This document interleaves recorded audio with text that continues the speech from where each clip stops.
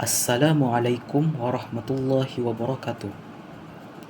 Saya Muhammad Farid dari kelas 2H akan membentangkan pelajaran 23 bidang akhlak Islamiah yang bertajuk Pemaaf Melunakkan Hati.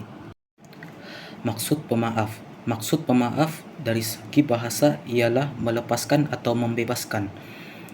Dari segi istilah pula, melepaskan seseorang daripada kesalahan dan membebaskan daripada hukuman. Dalil nakli.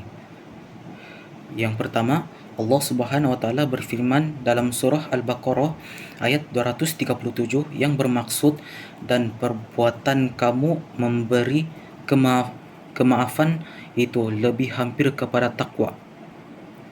Yang kedua, Allah Subhanahu wa taala berfirman dalam surah Al-Imran ayat 134 yang bermaksud, yaitu orang yang mendermakan yakni hartanya pada masa yang senang dan susah,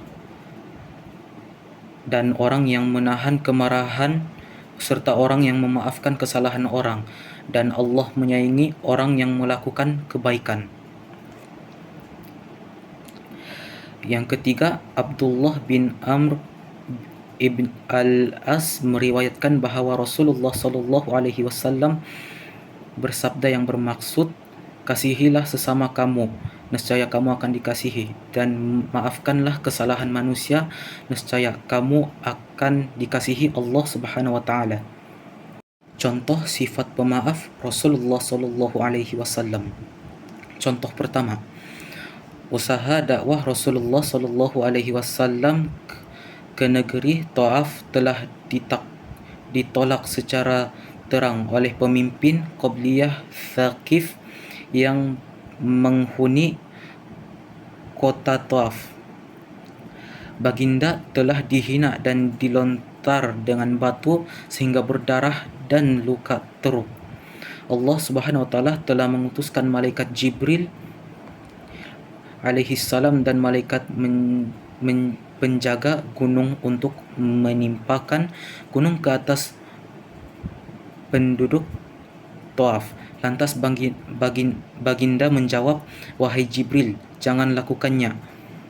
Biarlah aku bersabar terhadap kaumku.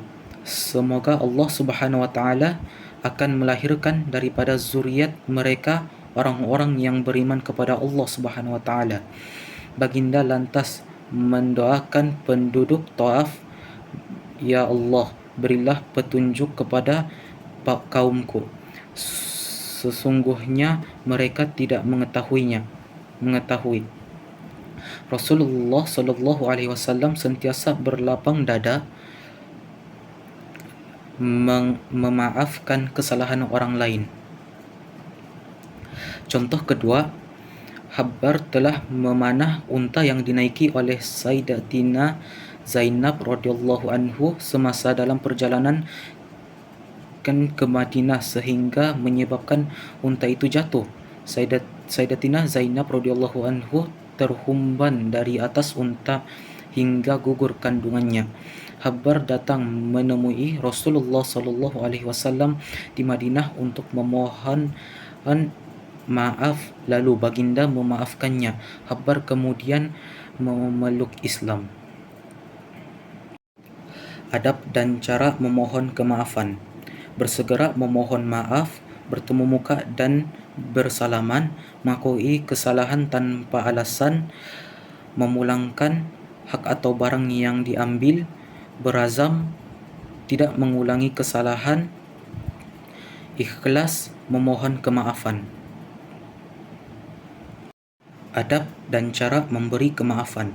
Memaafkan kesalahan tanpa diminta, melupakan kesalahan orang terhadapnya, berdoa memohon hadiah dan keampunan untuk orang yang melakukan kesalahan, bersangka baik terhadap orang yang memohon kemaafan, mengelakkan diri daripada bersifat dendam, ikhlas memberi kemaafan.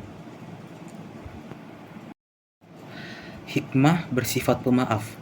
Hikmah kepada individu, memberi ketenangan jiwa, disenangi oleh orang lain, menzahirkan keunggulan pribadi Muslim, mendapat rahmat dan keampunan Allah Subhanahu wa taala.